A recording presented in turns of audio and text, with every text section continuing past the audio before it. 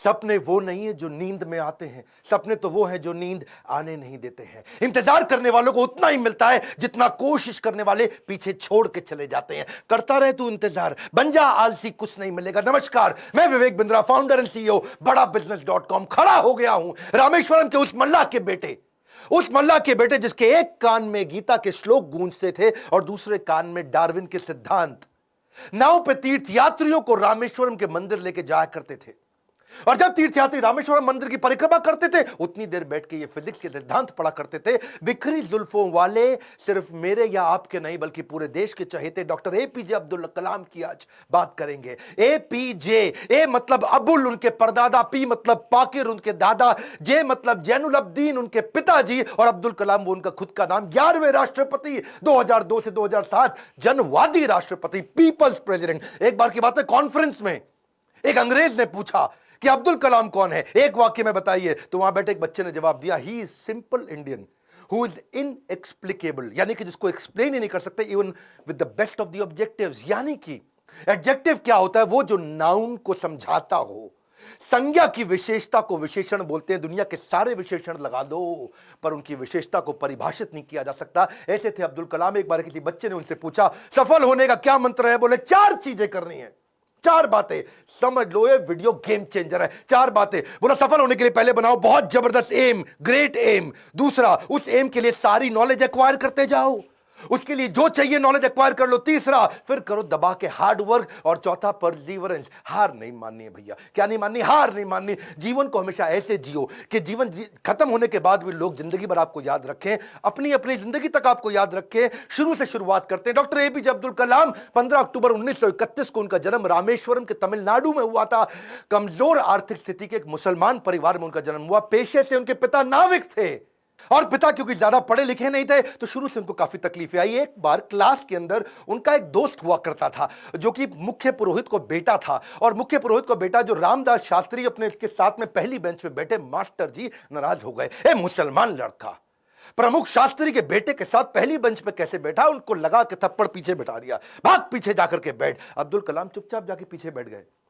और क्या सोचिए, इस घटना पे उन्होंने उस दिन संकल्प लिया, पीछे बैठ के दुनिया बदलूंगा। और पीछे बैठना कोई मायने नहीं रखता, इसलिए वो कहा करते थे देश का सबसे अच्छा दिमाग क्लासरूम की आखिरी बेंच पे भी मिल सकता है। अच्छा, परिवार बहुत बड़ा था, 10 भाई बहन थे। पैसों की कमी तो होनी थी, तो अपने खर्चा निकालने के लिए अखबार बेचना शुरू किया। छोटी उम्र में अखबार क्यों बेचते थे? इनको पता था पैसा तो मिलेगा, लेकिन सारे रास्ते में बेचते वक्त पूरे अखबार को पढ़ जाऊंगा। चलते चलते सारे अखबार को पढ़ जाया करते थे। 8 साल की जब उम्र में थे ना, ये बहुत छोटे थे, इनके गांव से कई किलोमीटर दूर एक मास्टर जी बहुत बढ़िया गणित पढ़ाते थे और बोले सुबह 4 बजे 1 घंटे की क्लास फ्री है, उसी बच्चे को पढ़ाऊंगा सुबह 4 बजे जो नहा धो के आएगा।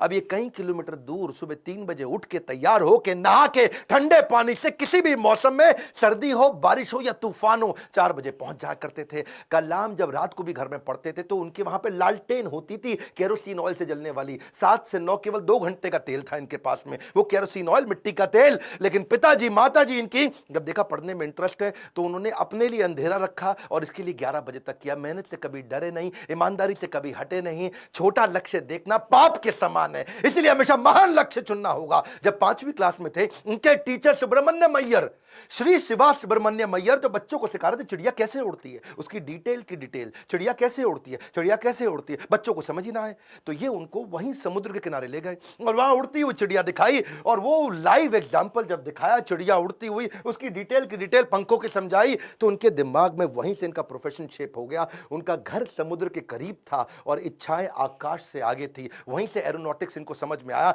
हाई स्कूल इन्होंने रामनाथपुरम के एक श्वार्ट हायर सेकेंडरी स्कूल में किया। और एक दिन एक बार अपने स्कूल में किसी गलत क्लास में पहुंच गए, और गलत क्लास में जब अंदर घुसे तो टीचर ने इनको चपत लगाई, जब तक तुम्हें यही नहीं समझ में आ रहा कि तुम्हारी क्लास कौन सी है, मैथमेटिक्स की क्लास में तुम गलत क्लास में पहुंच गए तो तुम क्या पढ़ोगे और क्या आगे बढ़ोगे। और वहीं इन्होंने इतनी पढ़ाई करी मैथमेटिक्स में कि 100 में 100 नंबर ले आए। टीचर भी हैरान हो गया, अगर तुम सूर्य की तरह चमकना चाहते हो तो पहले सूर्य की तरह जलना होगा। बचपन से ही आसमान में उड़ने की इच्छा थी, इसीलिए इन्होंने मद्रास के हाईएस्ट कॉलेज, देश का सबसे अच्छा कॉलेज था MIT, Madras institute of technology, वहां एरोनॉटिकल इंजीनियरिंग में दाखिला लिया। बहन ने काफी पैसा अपना सोना गहना गिरवी रख करके इनको 1000 रुपए दिया। कॉलेज में अब एरोनॉटिक्स था तो विमान के डिजाइन बनाने थे, प्रोजेक्ट मिला, अब विमान के डिजाइन बनाने में लग गए और डिजाइन जो बनाया और टीचर को दिखाया, टीचर को पसंद नहीं आया और टीचर ने कहा अगर तुम एक अच्छा डिजाइन नहीं बना सके ना अब्दुल कलाम तो तुम्हारी स्कॉलरशिप छिन जाएगी, स्कॉलरशिप छिन जाएगी, स्कॉलरशिप छिन जाएगी। इनका दिमाग चकरा गया। टीचर की ये बात सुन के पांव के नीचे जमीन खिसक गई। 1000 रुपए बहन ने गिरवी रखे, मुझे गहने अपने दिए थे और इन्होंने टीचर से कहा मुझको 1 महीना दे दो, बहुत बढ़िया डिजाइन दूंगा। टीचर ने कहा कोई 1 महीना नहीं, 3 दिन मिलेंगे, 3 दिन। इनका दिमाग हिल गया उस समय, ये घबरा गए थे स्कॉलरशिप ना छिन जाए। उसके बाद तो उन्होंने 3 दिन ना खाया ना सोए, 3 दिन ना खाया ना सोए, 72 घंटे लगातार उस पर काम किया, जी जान लगा दिया। और जब प्रोफेसर ने देखा डिजाइन, प्रोफेसर भी हैरान हो गए, उनकी आंख में आंसू आ गए। बोला बहुत बढ़िया डिजाइन बनाया। नींद और निंदा पर जो विजय पा लेते हैं उनको आगे बढ़ने से कोई नहीं रोक सकता। जो नींद और निंदा पे विजय पा लेता है उनको आगे बढ़ने से कोई नहीं रोक सकता है। इसके बाद MIT की परीक्षा अच्छे नंबर से उन्होंने पास करी। अब पढ़ाई तो उनकी हो चुकी थी। अगली लर्निंग इनके जीवन से क्या है? फेलियर को हार्ट में और सक्सेस को हेड में घुसने नहीं देना चाहिए। दिल और दिमाग को कंट्रोल में रखो। अब इनके पास 2 इंटरव्यू की ऑप्शंस आई, एक मिनिस्ट्री ऑफ डिफेंस से और दूसरी एयरफोर्स से। इनको कहां जाना था आपको मालूम है? एयरफोर्स में। और जो डिफेंस का था वो दिल्ली में था और एयरफोर्स था देहरादून में। तो दिल्ली होते हुए देहरादून जा रहे थे और वापसी पे इनको दिल्ली आना था। अब जब ये देहरादून गए वहां पे 25 लोग एग्जाम देने आए वहां इंटरव्यू के लिए, जिनको वहां पे एयरफोर्स में सिलेक्ट होना था। अब 25 में से सीटें थी खाली 8 और इनकी रैंक क्या आई? 9वीं। फेल हो गए, वहां पे 1 नंबर से पीछे रह गए। 8 लोग सिलेक्ट हो गए, ये वहां रह गए। देहरादून से जब उतरते हैं सबसे पहले आता है ऋषिकेश। ये ऋषिकेश गए, वहां इनको मिले स्वामी शिवानंद। स्वामी शिवानंद तो बहुत पॉपुलर है, आज भी ऋषिकेश में उनके कई मठ हैं। तो इन्होंने शिवानंद के जाकर के अपनी तकलीफ बताई। उन्होंने इनको गीता पढ़ने के लिए जब बताया और इनसे कहा कि अगर ख्वाहिश आपके दिलो जान से निकले, पवित्र हो और उसमें शिद्दत हो तो कमाल की एक अजीब सी ताकत होती है उसके अंदर। इसीलिए जो तुमने सोचा है वो होगा, तुम विश्वास से रखो। ये गीता का लर्निंग था। यम यम तम तम, जैसा जैसा वैसा वैसा। यम यम वापी स्मरण भावम, जहां तुम्हारा स्मरण और भाव होगा तुम वैसे पक्का बन जाओगे। कलाम उसके बाद जब दिल्ली लौट के आए अपने गुरु से मिलने के बाद, तो वो मिनिस्ट्री ऑफ डिफेंस की नौकरी बची थी DRDO की। किसको पता था? वही DRDO इनके देश को आगे बढ़ाने में सबसे कारगर होगा। ये वहां प्रमोट हुए और किनके साथ? डॉक्टर विक्रम साराभाई की टीम में आ गए। आप चाहते हैं डॉक्टर विक्रम साराभाई पे भी हम वीडियो बनाएं? ये पेट्रियोटिक थे, ऑपर्चुनिस्टिक नहीं थे। अब्दुल कलाम विशेष व्यक्ति थे। 1963 में विक्रम साराभाई की टीम से इनको सिलेक्ट किया गया कि इनको नासा भेजो भैया ट्रेनिंग के लिए। ये 6 महीने की ट्रेनिंग के लिए नासा गए। नासा समझो भैया, नासा, नासा अमेरिका सबसे बड़ी संस्था जिसमें आगे बढ़ना चाहते थे।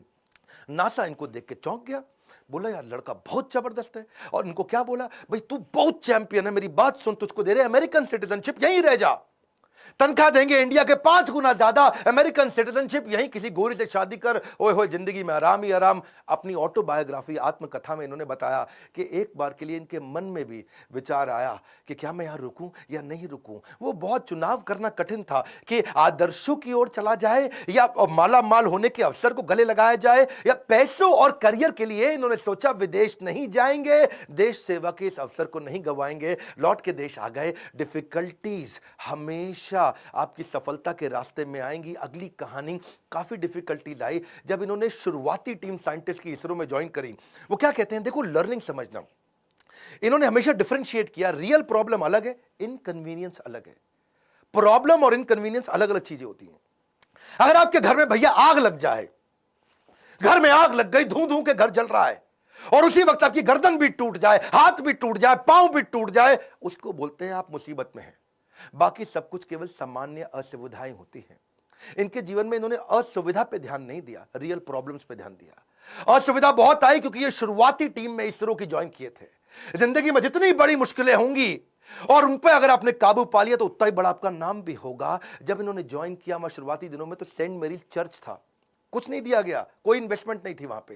सेंट मेरीज चर्च को इन्होंने अपना ऑफिस बनाना पड़ा इनको। वहां सारे साइंटिस्ट इंजीनियर जो नासा से ट्रेन होके आए थे वो चर्च में बैठ के ऑफिस में बैठे और बीच पे उन्होंने समुद्र के किनारे अपना रॉकेट का लॉन्च पैड बनाया और जो अस्तबल होता है या बल्कि कैटल शेड जो गौशाला होती है वहां की लेबोरेटरी बन गई। बिशप जो चर्च के फादर थे उनके घर को इन्होंने अपना वर्कशॉप बनाया। साइकिल पे और बुल्लक कार्ट समझते हैं, बैलगाड़ी है जी, धीरे धीरे चक्का चलता या खुद ही साइकिल पे रॉकेट रख रख के ले जा रहे थे। रॉकेट के छोटे छोटे पार्ट वाटर सैटेलाइट, आज भी फोटोग्राफ्स हैं। सारी डिफिकल्टीज के बीच में इन्होंने पहला साउंडिंग रॉकेट 1963 में लॉन्च किया था।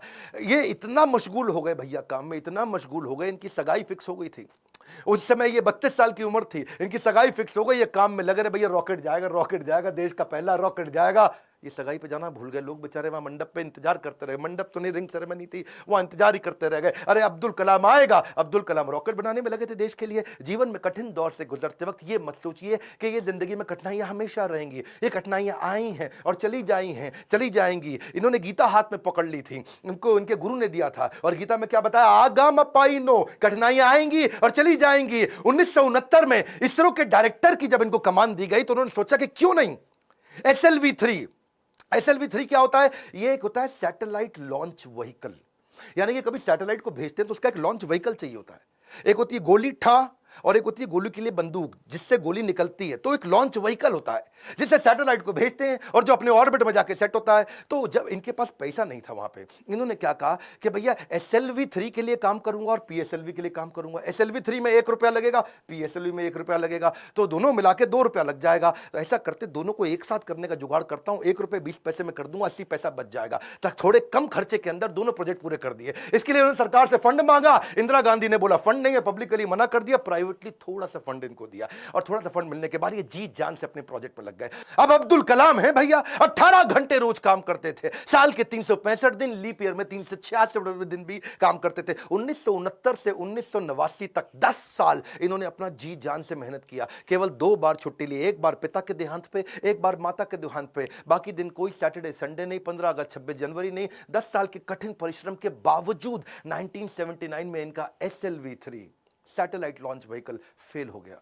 और जब फेल हुआ तो ये बहुत घबरा गए, क्योंकि उस समय ये इसके ऊपर पूरा देश देख रहा था, इनको पूरी दुनिया की मीडिया देख रही थी, इनको हताश हो चुके थे। और उस परिस्थिति में इनके जो प्रोफेसर सतीश धवन जो चेयरमैन थे उस समय, उन्होंने इनको बुलाया कि आओ अब्दुल कलाम, चलो मीडिया इंतजार कर रही है, वहां जाके बात करना होगा। कलाम घबराए हुए थे, अब सब कुछ मेरे ऊपर आ जाएगा, क्योंकि ये मिशन डायरेक्टर, प्रोजेक्ट डायरेक्टर थे। As a mission director, project director, इनके फेलियर पे पूरी दुनिया देख रही थी। और जब सतीश धवन ने इनको बुलाया तो ये और घबरा गए, अब मीडिया को क्या जवाब दूंगा। मीडिया ने कहा करोड़ों रुपया तुमने देश का लगा के बर्बाद कर दिया, तुम्हारे को क्या अधिकार था। और वहीं प्रोफेसर सतीश धवन ने माइक ले लिया और माइक लेकर के क्या बोला, ये टीम बहुत जबरदस्त है, पहली बार किया है, फेल हुए हैं, 1 साल के अंदर यही टीम दोबारा इसी SLV-3 को लॉन्च करेगी। और दुगनी ऊर्जा भर दी टीम के अंदर। सारे फेलियर को, अब्दुल कलाम के फेलियर को उन्होंने अपने ऊपर ले लिया। ये देख करके अब्दुल कलाम हैरान हो गए। 1 साल दोबारा जी जान से मेहनत करी, इंटेलिजेंस आ चुकी थी, और इस बार SLV-3 जब सफल हो गया तो उसके बाद फिर अब दोबारा प्रोफेसर धवन ने माइक इस दफा कलाम जी के हाथ में दे दिया। बोला अब तुम सफल हो गए हो, अब जवाब तुम दोगे। अब्दुल कलाम हैरान हो गए, बोले this is called leadership. How to handle success ये सबको आता है, हाउ टू हैंडल फेलियर ये प्रोफेसर धवन ने सिखाया कि जब मैं सफल होऊंगा तो टीम को क्रेडिट दे दूंगा, और जब विफल होऊंगा तो सारा का सारा फेलियर अपने ऊपर ले लूंगा। इस बात से प्रभावित आगे चल के इंदिरा गांधी भी हो गई, और देखा क्या उन्होंने कि ये दोनों ने बहुत जबरदस्त काम किया। उन्होंने प्रोफेसर धवन को बोला मैं अब्दुल कलाम से मिलना चाहती हूं, इन्होंने अब्दुल कलाम को बोला आ जाओ भैया, इंदिरा गांधी मिलना चाहती हैं। वो बोले भाई मेरे पास तो कपड़े नहीं, मैं चप्पल में फटी हुई घूम रहा हूं, मैं कैसे अब उनके आकर के मिलूंगा। तो उन्होंने कहा कि भाई कलाम तुम पहले से ही सफलता का सूट पहने हुए हो, कलाम तुमने पहले से ही सफलता का सूट पहना है, कपड़ों का सूट नहीं चाहिए। और उन्होंने जाकर के वहां जब इंदिरा गांधी से मिले, बड़ी प्रभावित थी। उन्होंने कहा कि अब तुम्हारे को डिफेंस में और काम करना पड़ेगा। इस समय चाइना भी, पाकिस्तानी भी, आजू बाजू सब लोग मिसाइल की तैयारियां कर रहे हैं, तुम मिसाइल बनाओ हमारे देश के लिए। और उसी समय अटल बिहारी वाजपेयी से भी उनकी पहली मुलाकात हुई। अटल से जब उन्होंने हाथ मिलाने के लिए आगे बढ़ा तो अटल इनसे हाथ नहीं मिलाए, अटल बिहारी जी इनको गले लगा लिए। इंदिरा गांधी मुस्कुराई, बोलिए ध्यान रखना अटल बिहारी जी ये मुसलमान है। अटल बिहारी बोले ये मुसलमान बाद में हैं, पहले हमारे देश के नागरिक हैं और हमारे देश के महान साइंटिस्ट हैं। अब्दुल कलाम उनको देख के बहुत मुस्कुराए। सफलता पे सफलता मिल रही थी, उसका उन्हें इनाम भी मिल रहा था। 1981 में पद्म भूषण अवार्ड दिया, 82 में DRDO का डायरेक्टर बना दिया। डिफेंस की ऑर्गेनाइजेशन DRDO उसके मुख्य पद पे आ चुके थे, पर मन से वो खुश नहीं थे, मन से खुश नहीं थे, क्योंकि जानते थे कि चाइना और पाकिस्तान मिसाइल पे मिसाइल बना रहा है और उन्हें देश की सुरक्षा खतरे में नजर आ रही थी। उस दौरान कमाल की बात देखो, अजीबो गरीब इमेजिनेटिव व्यक्ति थे अब्दुल कलाम जी। उन्होंने महाभारत को पढ़ना शुरू किया और महाभारत में बर्बरीक की कहानी सामने आई, उससे बड़े इंस्पायर्ड हुए। बर्बरीक की कहानी अलग सी थी। बर्बरीक कहते कि उनके पास 3 तीर है और 3 तीर से वो क्या करेंगे, पहले तीर में सबको प्रोटेक्ट कर लेंगे, भाई किस किस को प्रोटेक्ट करना है, दूसरे में किस किस को अटैक करना है। मेरी बात समझना, पहले 2 तीर में क्या करेंगे, किसको अटैक करना है उन सबको डिसाइड कर लेंगे, उसके बाजू में किस किस को, सबको थोड़ी पूरा का पूरा शहर उड़ा दें। भाई जिसको प्रोटेक्ट करना है उसको सिलेक्ट कर लिया, जिसको अटैक करना है उसको सिलेक्ट कर दिया, तीसरे तीर में गेम ओवर, खत्म कर दिया। तो उनके पास 3 तीर थे। वहां सोचे यार ये तीर किसको प्रोटेक्ट, किसको अटैक, कैसे जाना है, किधर किधर जाना है, बड़ा गाइडेड तीर है। वहां से उन्होंने इंटीग्रेटेड गाइडेड मिसाइल प्रोग्राम तैयार किया कि क्यों नहीं कोई ऐसी मिसाइल बना दे कि आदमी लेफ्ट भागे तो मिसाइल लेफ्ट चली जाए, आदमी राइट भागे तो मिसाइल राइट चली जाए, और जिस टैंक को उड़ाना है वो टैंक आगे निकल गया तो मिसाइल आगे चली जाए। गाइडेड मिसाइल कैसे बनाए, बर्बरीक के उनको इस प्रसंग से इमेजिनेटिव थे। एक इंटरव्यू में बोले कि भगवान कृष्ण के सुदर्शन चक्र से सीखने को मिला। भाई भगवान कृष्ण का सुदर्शन चक्र बड़ा रिमोट कंट्रोल्ड होता है। भाई कृष्ण ने चक्कर छोड़ा और सामने वाले के पास जाके पहले चक्कर रोक दिया, जितनी देर पहले बातचीत करनी है बातचीत कर लिया, चक्कर घूमे जा रहा है, और जब बोलते खत्म करो अटैक करो तो चक्कर मारा उसको और वापस आ गया। तो बोले यार ये बड़ा सिस्टम है, बड़ी एडवांस टेक्नोलॉजी थी। तो वहां से उनको इंटीग्रेटेड गाइडेड मिसाइल ये मॉडल उन्होंने शुरू किया और उसके बाद उन्होंने एक के बाद एक मिसाइल की झड़ियां लगा दी। देखो, who dare to imagine the impossible are the ones who will break all human limitations. Imagination के बारे में वो हर कॉलेज में लेक्चर दिया करते थे। 1985 में उन्होंने त्रिशूल नाम की मिसाइल लॉन्च करी, फिर उन्होंने पृथ्वी लॉन्च करी 1988 में। 89 में अब अग्नि के पीछे लगे हुए थे। उन्होंने आकाश भी कर दिया, नाग भी कर दिया, अग्नि नहीं होती थी उनसे, अग्नि में बार बार फेल हो रहे थे। अग्नि मिसाइल ये बड़ी इंपॉर्टेंट प्रोजेक्ट था, लेकिन देश भर में अब लोगों ने क्वेश्चन करना शुरू कर दिया। लोग अपने अपने हिसाब से इसका अलग अलग मतलब निकाल रहे थे, भाई क्यों फेल हो रहे हैं। अमूल ने तो वहां पे एक एड लगा दी और अमूल कहता है जी अग्नि मिसाइल के अंदर तुम्हारा पेट्रोल कम पड़ जाता तो अमूल का बटर डाल लो। लोगों ने मजाक बनाना शुरू कर दिया और बार बार लोगों के सवालों के कारण ये बहुत सीरियस थे और उसी 89 के एंड आने से पहले पहले इन्होंने अग्नि को भी सफल बना दिया। बार बार असफल होने पर भी उत्साह न खोना ही सबसे बड़ी सफलता है। बाकी सारे शक्तिशाली देशों को वो देख रहे थे, वो मिसाइल लॉन्च कर रहे थे, दूसरे महाद्वीप पे कैसे अटैक कर सके, इंडिया से मिसाइल छोड़े यूरोप तक पहुंच सके, अमेरिका तक पहुंच सके, दूसरे महाद्वीप तक पहुंच सके। सब लोगों ने बड़ी तैयारी करी। इन्होंने 89 में अग्नि को जब लॉन्च किया तो रशिया, यूएस, चाइना, फ्रांस और यूके के बाद भारत छठा देश था जिसने इतने पावरफुल मिसाइल्स बनाए। मेरी बात समझिए, दुनिया भर के 250 देशों को पीछे करके अब्दुल कलाम थे जिन्होंने भारत को छठे रैंक पर लाके खड़ा किया। हाँ, ये कहते थे मिसाइल यूज नहीं करना है, लेकिन विराट रूप तो दिखाना है ना अपना। 10वें अध्याय के बाद जब भगवान कृष्ण ने देखा कि अर्जुन उबासी ले रहा, अर्जुन सीरियस नहीं ले रहा, तो मैं विराट रूप दिखाऊं। और जब कृष्ण ने विराट रूप दिखाया, कृष्ण ने मारा नहीं, किसी को विराट रूप दिखाया, अर्जुन एकदम लाइन पे आ गया, बात समझ आ गई बात। इसीलिए कभी कभार बाजू का पाकिस्तान, चाइना जब आंख दिखाए तो विराट रूप दिखा दो, थोड़ी मिसाइल छोड़ देंगे, विराट रूप दिखा दो, अपने आप लाइन पे आया, समझ आ गया, वापस आ जाओ, सॉरी। तो ऐसा अब्दुल कलाम जी ने स्ट्रांग बनाया। उनकी मेहनत 1993 में और रंग लाई जब पीएसएलवी को भी उन्होंने सफल कर दिया। आज वही कलाम जी की देन है कि पीएसएलवी से हमने 10 रुपए किलोमीटर के कम खर्च पे भी मंगल तक सफर पूरा कर लिया जी। 2014 में हॉलीवुड की मूवी में जितना खर्च आता उससे कम के अंदर तो हमने मंगल का सफर कर लिया।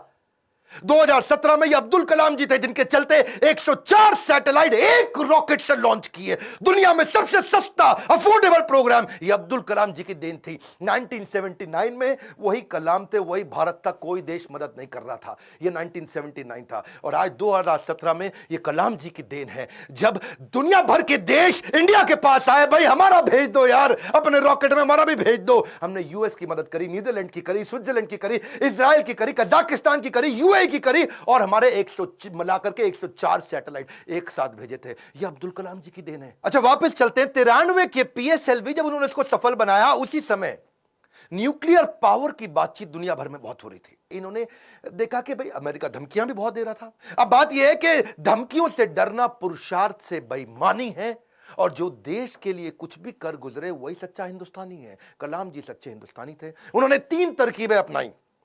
पहली, जितने भी अपने साइंटिस्ट हैं उनको आर्मी की वर्दी में डाल दो, सैटेलाइट को समझ ही ना है कि भैया तो नॉर्मल आर्मी घूम रही है, ये कोई साइंटिस्ट थोड़ी है, ये तो नॉर्मल आर्मी है। पहला।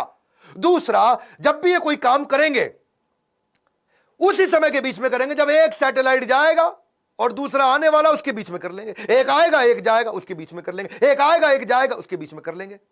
तो ये उतने ही टाइम में तैयारी करते थे। और तीसरा, काम खत्म होने के बाद जमीन को एकदम साफ सुथरा ऐसे सेट करते थे, जब सैटेलाइट आएगा पता ही नहीं चलता कुछ हुआ यहाँ पे, ओए आर्मी वाले आराम से घूम रहे हैं। अमेरिका को पता नहीं लगने दिया। 1992 से 97 लगातार उन्होंने काफी काम किए। आसपास के गांव और अन्य लोगों को कभी नहीं पता चला कि यहां हुआ क्या है, और यही मेहनत उनकी रंग लाई। 1998 में भारत ने ऑपरेशन शक्ति के नाम से परमाणु परीक्षण कर दिया, चुपचाप कर दिया। आज इन्हीं प्रयासों से भारत परमाणु समृद्ध बन पाया है। 5 देश थे उस समय में, फ्रांस था, यूएस था, रशिया, यूके और चाइना। ये 5 देश थे। हमें किसी से दिक्कत नहीं थी, हमें चाइना से दिक्कत थी, क्योंकि चाइना चुपचाप उस समय पाकिस्तान को भी परमाणु शक्ति दे रहा था। वो तो आपको पता ही है जी, है वो तो उसका नाजायज, मैं जरा नहीं बोलूंगा। तो उसके चक्कर में, पाकिस्तान और चाइना के चक्कर में यहां इंडिया ने काम पूरा कर दिया। उनके लगातार प्रयासों के चलते 1997 के अंदर उनको भारत रत्न दिया गया। 41 साल तक उन्होंने भारत की सेवा करी। 1999 में वो रिटायर हुए। उन दिनों वाजपेयी जी एक्शन में चल रहे थे इधर, यहां ये रिटायर हुए, वाजपेयी जी एक्शन में। उन्होंने फोन मिला दिया, ओ हाँ भी कलाम जी, बात सुनो यार, अपना मंत्रिमंडल हम बना रहे हैं, तुम्हारे को हम मिनिस्ट्री देना चाहते हैं, आ जाओ यार। तुम बुद्धिमान आदमी हो, विजनरी लीडर थे। वाजपेयी जी अपने आप में विजनरी थे। बोले अब्दुल कलाम को लूंगा तो बहुत अच्छा रहेगा, माइनॉरिटी भी हमारे साथ जुड़ेगी, बुद्धिमत्ता भी मिलेगी, इंटेलिजेंस भी बिल्ड होगा। अब्दुल कलाम जी को कन्विंस करने में लगे। कलाम जी बोले 1 दिन बाद बताऊंगा जी। 1 दिन बाद कलाम जी ने फोन कर दिया कि जी मैं अस्वीकार करना चाहता हूं, और मिल करके फिर जाके बोला कि मुझको एक नई पीढ़ी तैयार करनी है जो भारत को विश्व गुरु बना सके। एक नई पीढ़ी तैयार करने के लिए मैं कॉलेजेस में पढ़ाना चाहता हूं। अपनी टीचिंग के प्रोफेशन के लिए अन्नामलाई यूनिवर्सिटी तमिलनाडु साउथ वापस चले गए।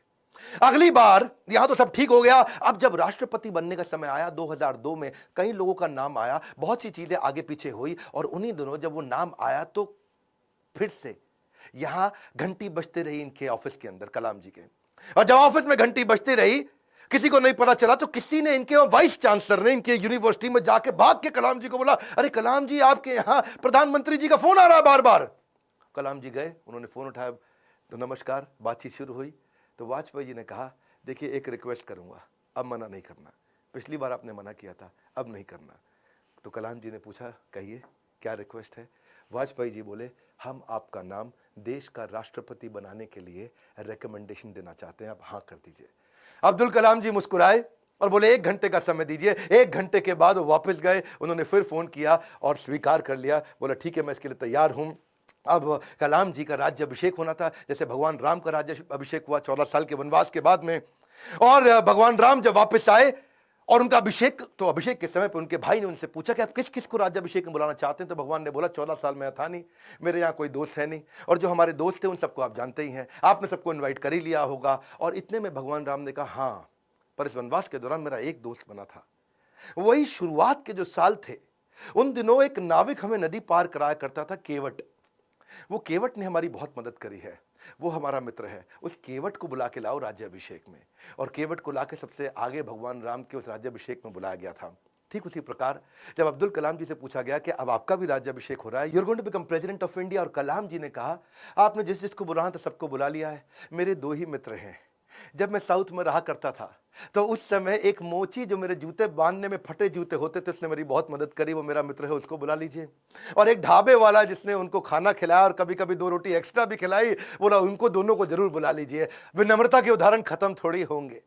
आमतौर पर जब व्यक्ति बड़ा होता है या राष्ट्रपति बन जाता है तो कहीं कहीं ट्रक लेकर के राष्ट्रपति भवन जाता है और कहीं मल्टीप्लाइड एक्स्ट्रा ट्रक लेकर के बाहर निकलता है। पर अब्दुल कलाम जी केवल एक मात्र ऐसे राष्ट्रपति थे जो 2 सूटकेस से भवन में गए थे और निकलते वक्त 2 ही सूटकेस लेकर के भवन से वापस आए थे। उनकी कुल संपत्ति में क्या था? कुछ नहीं था। एक रामेश्वर में उनका पैतृक घर जो उनके पिता ने बनाया था, 2500 उनकी किताबें, एक वीणा जिसको बजाने में उनको बड़ा आनंद आया करता था, वीणा बहुत बजाते थे, एक उनकी कलाई की घड़ी, एक सीडी प्लेयर जिसमें वो भजन सुना करते थे, एक लैपटॉप था, 6 कमीजें जिनमें 3 तो डीआरडीओ की दी थी, 3 उनकी खुद की थी, 4 पेंट थी टोटल जो 2 डीआरडीओ की दी थी, 2 उनकी खुद की थी, 3 सूट थे और 1 जोड़ी जूता। हाँ, लेकिन उनके पास खास बात क्या थी? 40 डॉक्टरेट थी। खुद पीएचडी की पढ़ाई कभी नहीं करी, कोई मेडिकल पीएचडी की पढ़ाई नहीं करी, पर जिस यूनिवर्सिटी जाते थे लोग उन्हें डॉक्टरेट देते थे। लॉ, इंजीनियरिंग, साइंस, कितनी तरह की doctorate, Padma Bhushan, Padma Vibhushan, Bharat Ratna, Veer Savarkar award, Ramanujan award, कई प्रकार के इनको अवार्ड मिले।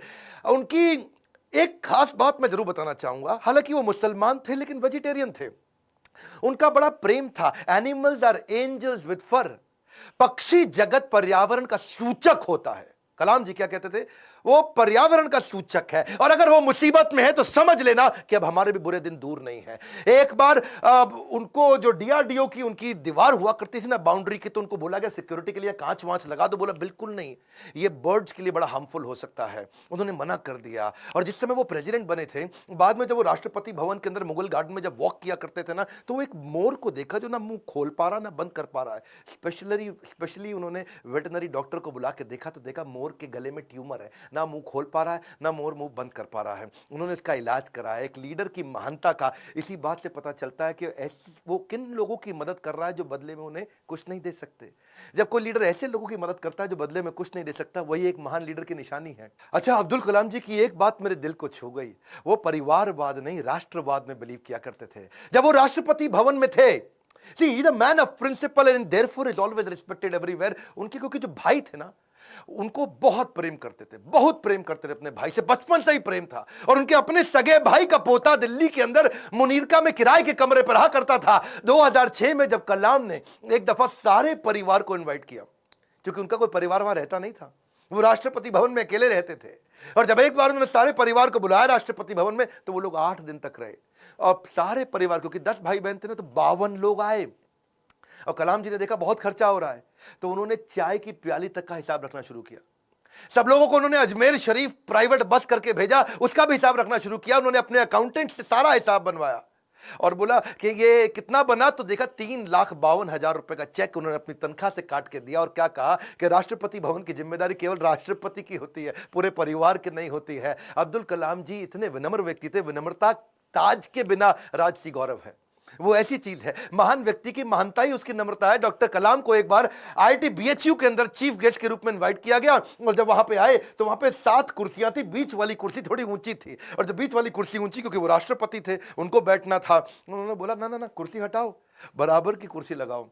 तो बोले नहीं सर, ये स्पेशल कुर्सी है हमारे चीफ गेस्ट के लिए। तो वो समझ गए कि चीफ गेस्ट कौन होते हैं भैया, जो एजुकेशन में महागुरु है वही है। तो उन्होंने वाइस चांसलर को बोला, आप आइए बैठिए। वाइस चांसलर घबरा गए, बोला राष्ट्रपति आप हैं, you are the first person of our country, आप बैठेंगे? बोला बिल्कुल नहीं। फिर उन्होंने अपनी कुर्सी हटवाई, बराबर की कुर्सी पे बैठे। कलाम जी ऐसे थे, ईमानदारी एक जादुई गुण है। यदि आपका हृदय ईमान से भरा है तो शत्रु का पूरा संसार आपके साथ खड़ा है। कहते हैं कि कोई भी पैतृक संपत्ति, माता पिता की दी हुई कोई भी पैतृक संपत्ति ईमानदारी के बराबर आपको अमीर नहीं बना सकती। सबसे ज्यादा अमीर व्यक्ति वही जो ईमानदार है, पूरा संसार आपके साथ खड़ा है। कलाम साहब तो एवर यूथफुल थे।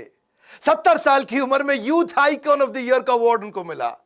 हमेशा जीवन में भगवत गीता और कुरान दोनों साथ में रखते थे। 83 वर्ष की उम्र में उन्होंने रिटायर नहीं किया, रिट्राई किया। He was not tired, he was inspired, he was not tired up, he was fired up। आंखों में रोशनी तो उनकी कम हो रही थी, पर युवाओं के भविष्य को रोशन करने में लगे थे। उनके शरीर के पांव के कदमों की गति कम हो गई थी, पर देश की समृद्धि की गति को बढ़ाने में लगे हुए थे।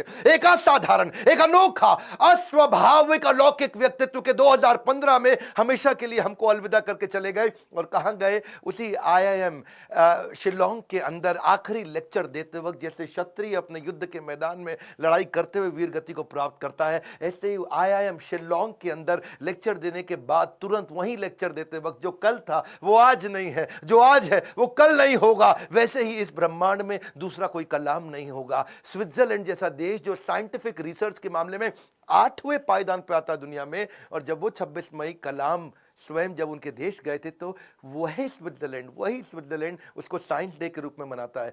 यूएन उनके जन्मदिन को यूएनओ कहता है कि इसको हम वर्ल्ड स्टूडेंट डे के रूप में मनाते हैं। बन जाती है परिभाषा भारत के सम्मान की जब जब बात होती है श्री एपीजे अब्दुल कलाम की। अब्दुल कलाम जी रेस्ट इन पीस नहीं है, बट रेस्ट इन मी है। अब्दुल कलाम जी आप लौट गए, आप कैसे आएंगे? अगर आप नहीं आएंगे तो आपके शिक्षा के रूप में तो आप हमारे साथ हैं। आज बड़ा बिजनेस भी, इतने सारे बिलियनियर प्रोफेसर हैं, आप हमारे प्रोफेसर नहीं है, लेकिन आपकी शिक्षाओं को हमने प्रोफेसर बनाया है। आज बिलियनियर प्रोफेसर के साथ अफोर्डेबल तरीके से सबको सिखा रहे हैं। आज कलाम साहब भी अगर हमारे प्रोफेसर होते तो कितनी ताकत बढ़ जाती, पर उनकी लर्निंग को तो प्रोफेसर बना सकते हैं। एक ऐसा व्यक्ति जो मिट्टी के तेल में पढ़ करके जीवन बिताया, जिसने हाथ में फिजिक्स की किताब जिसने दिन रात पढ़ाई करी, अखबार बेचते बेचते पढ़ना सीखा। और हाँ, 23 जनवरी को सुभाष चंद्र बोस जी का जन्मदिन है। क्या आप उनके बारे में वीडियो देखना चाहते हैं? कमेंट बॉक्स में बताइए। सरदार पटेल के विषय में वीडियो देखना चाहते हैं? कमेंट बॉक्स में बताइए। शेयर करिएगा इस वीडियो को। वो क्या है, गाली देता है ना कि कोई मिनाटी खूब गाली देके मिलियन सब्सक्राइबर बनाता है, बच्चों को लगता है कूल है।